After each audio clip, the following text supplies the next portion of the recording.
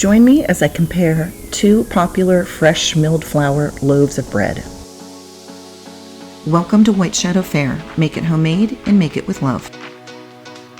Today we're going to be comparing Grains in Small Places and Sue Becker's sandwich loaves. I know they're very popular. I'm going to start off with Grains in Small Places sandwich bread. Start by using 180 grams each of water and buttermilk. While I am using their recipes, I'm making it the way that I make bread. I also converted all the recipes to grams. For both of these, I had to add some extra flour, so I just added that to my total flour usage here. For both of these, I used 50% hard red wheat and 50% hard white wheat. You will need 555 grams of this mixture. I'll also be baking both loaves in a 9x5 pan. You're going to cover and let this hydrate for 20 to 30 minutes after you get it mixed together. So after about mixing for 30 seconds or so, just cover it and let it hydrate. Some people call that autolyse. And then I'm getting the rest of the ingredients ready. 42 grams of butter.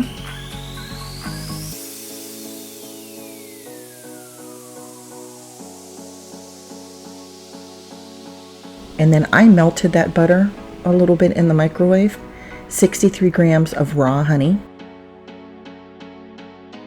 9 grams of salt.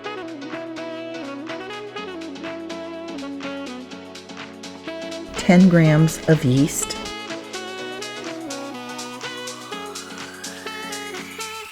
1 room temperature egg.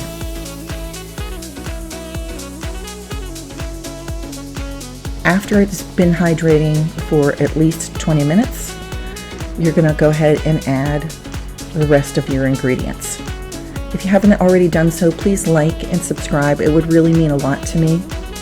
And if you could leave a comment below, that would help my channel out as well. So here I am adding all of those things that we measured out. And we're going to knead for 8 to 10 minutes. And it's as simple as that. That's the first loaf made. You just need to make sure that you have kneaded your dough long enough that it is stretchy. It takes me 8 to 10 minutes in my Bosch mixer, but it might take you longer in a different mixer. And then I'm just putting this in a different bowl. I usually just leave it right in the Bosch mixer, but I'm going to be making that second loaf of bread. So let's get started with the Sue Becker sandwich loaf. We need 354 grams of water, 111 grams of honey, 1 room temperature egg, and 635 grams of fresh milled flour. And we're going to do the same thing where we're just going to mix it together and then cover it for 20 to 30 minutes and let it hydrate. And then after it's hydrated, you're going to add 72 grams of olive oil. If you haven't listened to Sue Becker's podcast, I highly recommend it if you love fresh milled flour baking. And I had measured out 3 grams of vital wheat gluten, 10 grams of sunflower lecithin, 12 grams of salt, and 14 grams of yeast. And I'm just adding that mixture now. And you're going to knead for 8 to 10 minutes. Sue Becker's original recipe is in cups.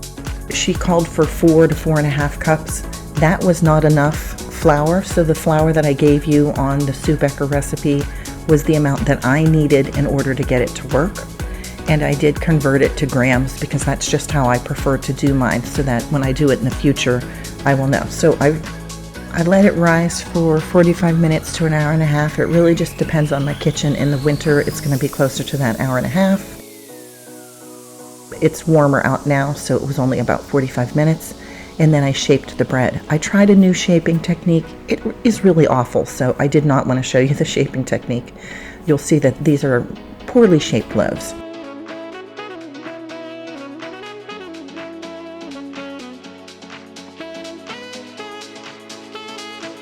I went ahead and I baked them for about 30 minutes in a 350 degree oven.